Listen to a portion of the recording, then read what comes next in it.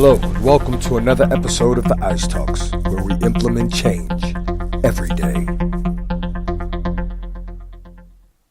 Hey, and welcome to another episode of the Ice Talks. This is your host, Harold S. Reed Jr., also known as HRJR, your motivational coach. If you don't know what motivation means, motive plus action equals results, and results equals success. Today, I want to talk to you about, well, let me rephrase it like this. Today's topic is a question. Are you unemployable or are you unhireable? What do I mean? See, if you are unemployable, that means that you lack the required skills to do a particular job or vocation that you may want to do.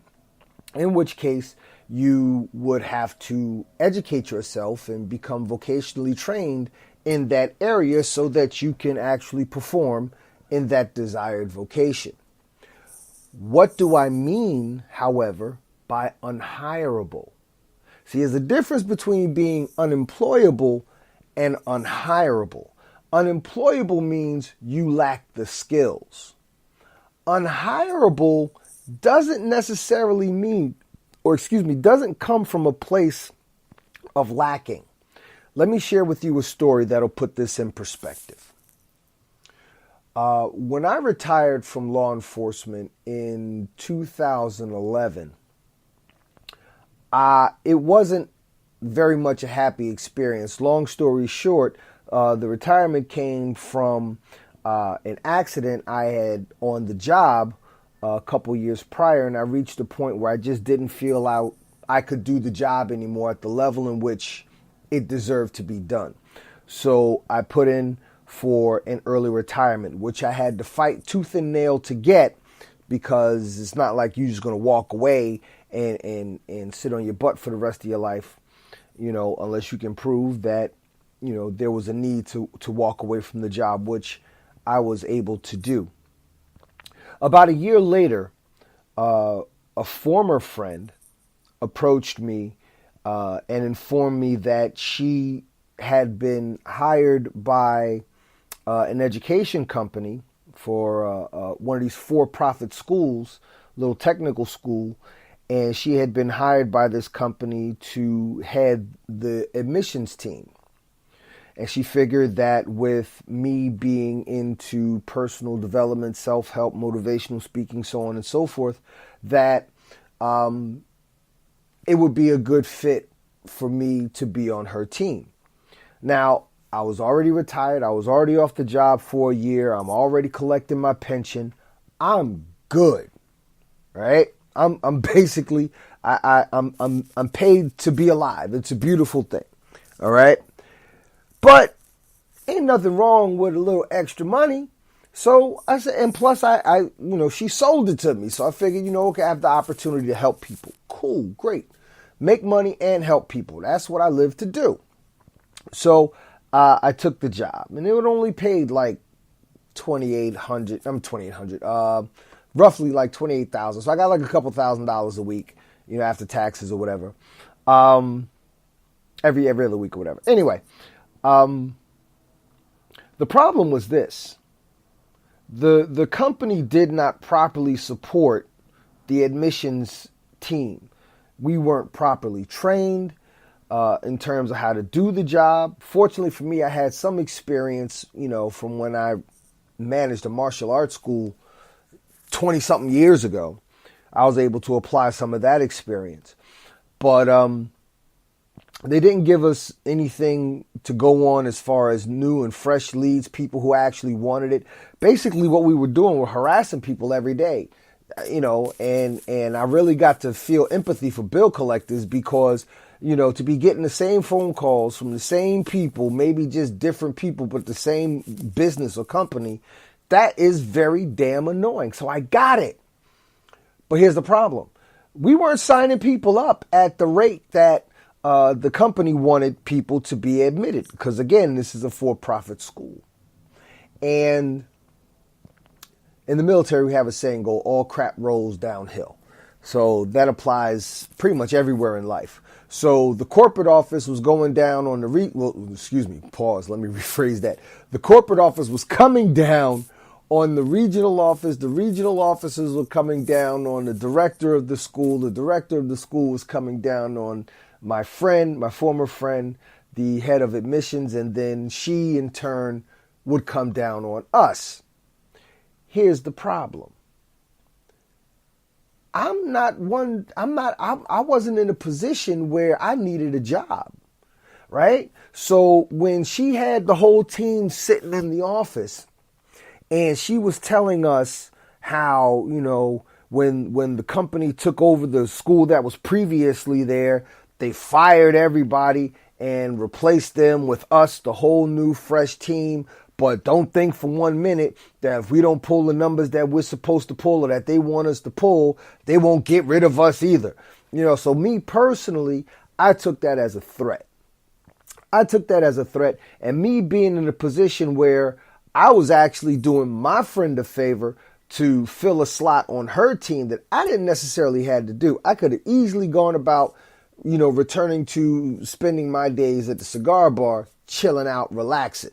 So at that point, I got really disgusted and I told the whole team and her in particular, said, listen, I don't need to be here. Let's be clear. You're not going to sit here and threaten me about this job. I'm going to do what you asked me to do and people going to come or they not going to come. But what you aren't going to do is you're not going to threaten me because quite frankly, I could get up, walk out of here right now and I'm still going to get a paycheck at the first of the month for the rest of my life. So let's ease up on the threats. Now, that conversation really did take place, and I'm not paraphrasing. I really came out of my face like that. So much so, in fact, that when I went on my lunch, I kind of felt bad about it because it wasn't very professional, and I did put my friend in a not so good place in terms of being insubordinate in front of the whole team. Me having a military and law enforcement background, I can understand that better than most other people. So actually, when I went back from my lunch break, I actually went and apologized to my friend, my former friend. I got to say my former friend because she fell off. Anyway, but crazy thing was before I could even apologize to her, she had already ratted me out to her boss, So now I got these two women coming down on me. And before they even got a chance, I just said I apologize. See, one of the things you got to do, sidebar, one of the things you got to do when you know you're wrong, you got to be the first one to apologize because people going to want to come at you. People going to want to throw the darts and the arrows and the slings and whatnot. They want to throw the rocks at you and whatnot. They want to come at you. But especially if you are wrong, and if you are wrong and you know you're wrong, the best thing to do is just come out your face and just apologize. And if they want to come after you after that, don't even feed into that energy. So let me get back to this topic. It was then that I realized that I was unhireable because what happened after that, maybe about 2 weeks, I quit that job. About 2-3 weeks after that, I quit that job. And when I say I quit that job, I didn't turn in no 2 weeks notice. I quit. And I walked out. Let me tell you. See, the crazy thing is this job was stressing me. This job was stressing me because these people wanted me to pull magic numbers out of my orifice, pick an orifice, anyone. They wanted me to pull some magic numbers out of there and say I was going to make people fill in those numbers. I was going to make X amount of phone calls, which I could do. But from those X amount of phone calls, I'm going to make 500 appointments. And out of those 500, I'm going to get 200 people to come in. And out of those 200 people, I'm going to get 150 of them to sign up. And out of those 150 that sign up, I'm going to get 75 of them to actually show up on the first day of class. And then if none of those numbers come true, they're going to hold me accountable for it when they wanted me to make the numbers up with nothing based in fact in the first place. So that was ridiculous to me and I couldn't do it. And I did some enrollments, but for whatever reason, somebody's paperwork didn't go through. Somebody's parents talked them out of it or whatever the case may be. Everybody who I did sign up backed out. I got fed up. I got so fed up that one day I actually got sick. I had to pass a kidney stone. Now, I was a cop for 11 years. I've been in life and death situations. Literally. I've drawn my weapon on people. Okay, I've been in situations where, I might not have made it home at the end of my shift. But never did I get so stressed that I had to pass any stones.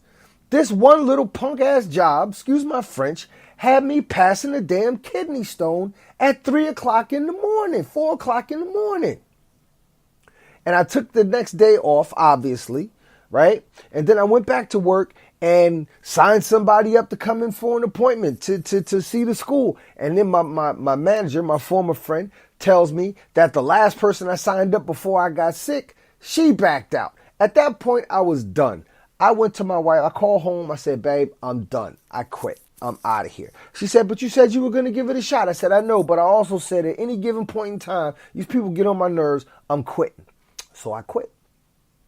I went back from my lunch break, and I went to my former friend. I said, well, I'm not going to say her name because she doesn't deserve to shine on my podcast. But I went to her, and I said, listen, I'm done. She said, what do you mean you're done? What'd you do? I said, no, I'm done here. I quit. She says, so you're resigning? No, I said, I'm not resigning. I'm quitting. I'm done. I'm out of here. She says, so she's really trying to be professional and coy, but she says, so you're giving me your 2 weeks notice? I said, notice that tomorrow morning I will not be here. And the funny thing was, I went to my office, and in my office, the same little milk crate box that I brought all my little knickknacks and notebooks and pictures of my family and all that stuff, the same box I brought all that stuff in with was still there. And I never took it home until that time I repacked my office and put everything back in my car and left. It was then that I realized I was unhireable. I was unhireable because, one, I had already known what I was capable of. I know what skills I have in terms of helping people, speaking to people. I've proven it. I've given many speeches. I've written 3 books. I'm in the process of writing my 4th, right? I have this podcast. So I know I'm a competent communicator. As a matter of fact, I've been certified a competent communicator by Toastmasters International. Okay? So I know what my skill set is. And because I know what my skill set is and I know what I have to offer and I have the drive to be able to put myself out there in the marketplace to tell people what they're going to pay me as opposed to sit behind or sit in front of someone's desk and have them tell me what they're going to pay me, I am unhireable. You see, you become unhireable when you reach a point in your development that you can literally name your own price. See, you're not, you're, man, ooh, this gets me so excited.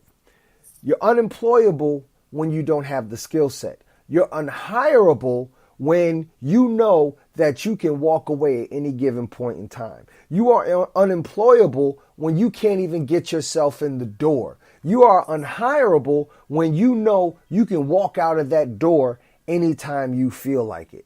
Now, understand this. It is not easy becoming an unhireable person. I want you to understand that. I'm not coming across here with no with some Pollyanna rose-colored dream that you can have, do, and be anything you want just because you want to have, do, or be that thing. No, life doesn't work that way. My style of coaching doesn't work that way. I'm going to tell you right now, if you want to become unhireable, if you want to become the one who calls your own shots, you don't even have to be somebody else's boss. As long as you are your own boss, as long as you can generate your own income, as long as you can put forth the skills out there that somebody else finds enough value in that they're willing to trade your skill set for their money, then you can call yourself unhireable. See, I'm allergic. I feel as though I have an anaphylactic reaction to the idea of being someone else's employee. I'm sorry, not sorry. Okay? I just can't do it. I'm not even going to raise my children to do it. Right? I'm not even going to raise my children to do it. There's going to come a point in time when my son is going to come to me and say, Dad, I got this. And I'm going to have to let him have it. All right? I'm not raising my child to be somebody's employee. I'm not raising my children to sit up here and help somebody else fulfill their vision because they are unhireable. See, when you are unhireable, you can put yourself in a position to be the one doing the hiring. When you are unhireable, it's about being free. It's about being able, like I said, it's about being able to literally just get up and walk out the door and not even worry about what you leave behind. See, when I left that job, I wasn't work. Listen, the extra money was nice, but my bills were getting paid before that. So did I miss the extra money? Yeah, absolutely. Absolutely. But guess what? My lifestyle wasn't based on that extra money. I didn't necessarily need that extra money to maintain the life I was living at that time with my family. All right. So I was able to walk away from it with no regrets. Right. Funny thing is, I'm also thinking now of something I was recently doing for the past 3 years, which was driving Uber. Right. Again, nice little side money. And I didn't really have Uber, you go out there and you drive on your own time whenever you feel like it, no matter how late, no matter how early, no matter how long, you make your own time. But at the same time, for those of you, I'm sure if you're not under a rock, you know what Uber's about. There's a rating system where you get to rate your driver. Either 1 star, he was horrible, or 5 stars, he was great, or she. Right? And for someone who's really looking at this like a job, those ratings can matter. Because if your ratings fall too low, the company will suspend your access to the app and you won't be able to drive and go out and make money. So me, sometimes if somebody pisses me off, I'm going to let them know. Now, when I was driving, quite frankly, there was plenty of times when I put people out in my car. I'd pull over, get out, quite frankly. And I've told people, plenty of times, you know what? I think you need to get out and trust that I'm going to 1-star you just as much as you're going to 1-star me. I'm unhireable. I would tell Uber when they sent me people's complaints. I said, well, you didn't respond this fast when I complained about this person myself, right? So again, when I left Uber, and the reason why I left Uber wasn't particularly by choice, but the universe has a strange way of showing itself. This year, 2019, I really did want to stop doing it. I just wanted to focus on other things. And but every day I was still out there doing it until I got into a car accident. And not doing Uber at that time, fortunately. But my car wound up being totaled, and I was able to fulfill another dream, another goal, and get a Camaro again. So obviously, being in a 2-door, I can't do Uber. So I actually accomplished 2 goals in the face of a tragedy, and proved once again I was unhireable, and proved once again that even though I walked away from it, I'm not hurting because of it. See, that's the key to being unhireable. You could talk all you want. There's plenty of people who could, cuss out their boss and walk out of a job and not feel nothing, anyway about it. But quite frankly, you still have bills to pay. You still got to take care of your family. You still got mouths to feed, even if only your mouth is the only one that needs to be fed. You still got to take care of these things. So to bring this all home, I pray that you are not unemployable. I pray that you have more skill set than to just work in a fast food restaurant. Not that there's anything wrong with it, but if you want to work in a fast food restaurant, you should be working management. You should be following some type of ownership track, because there's millions of dollars in burgers, quite frankly. Okay. I'm so excited about this topic. Again, you don't want to be unemployable. There's no excuse in 2019 to be unemployable. Even if you dropped out of school, there's no excuse to be unemployable. All right. You can go to the library. Libraries are free. pick up a book. If you have a smartphone, but you're unemployable, you are wasting your life. Because if you have a smartphone, you have access to the internet. You have access to books. You have access to the things that you need to improve your life. See, you can go from being unemployable to hireable to unhireable. See, that's how my life went. Well, not so much without the unemployable part, because when I was able to start working, I did, right? And I set out to improve myself. You always have to set out to improve yourself. I set out to improve myself, and I created my own skill set. I cultivated and developed my own talents to where I could put myself in the marketplace and have my own products and services to where people find value and sell and will pay for my value, my price that I name. You see, to the point where when I did walk away from my career, I was able to do so and leave myself in a position where I'm still able to take care of my family, okay, but also maintain freedom moving forward in terms of what I do with my life. That's what makes me unhireable. That's what will make you unhireable, where you can maintain the freedom to get up and walk out of a room if you don't want to be there. I implore you to read, develop your skill sets, put yourself out there to where you can easily tell somebody where to go if you ultimately have to. It's far better to be in that position than to be in a position where you have to sit up there and have somebody tell you when and where you can go, what time you can leave, what time you got to get up, when you can take a break, when you can go to lunch, what time you got to be back. You got to work this weekend while they go off on vacation. Hey, that's not where you want to be. Better yourself. Better yourself, better yourself, better yourself. Better yourself than them. See? Because if you work yourself just enough to where all you can do is get a job, you will be working for the person who was able to make him or herself unhireable. And the job you will be doing will be paying your bills and theirs.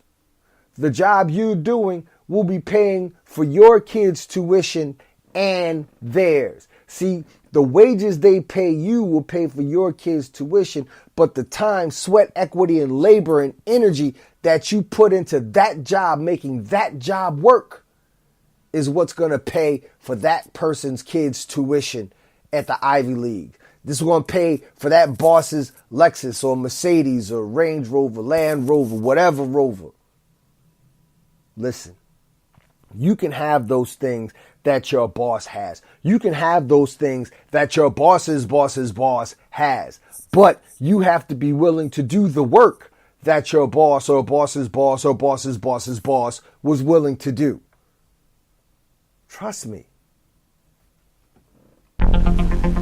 Thank you for listening to another episode of the Ice Talks, where we implement change every day.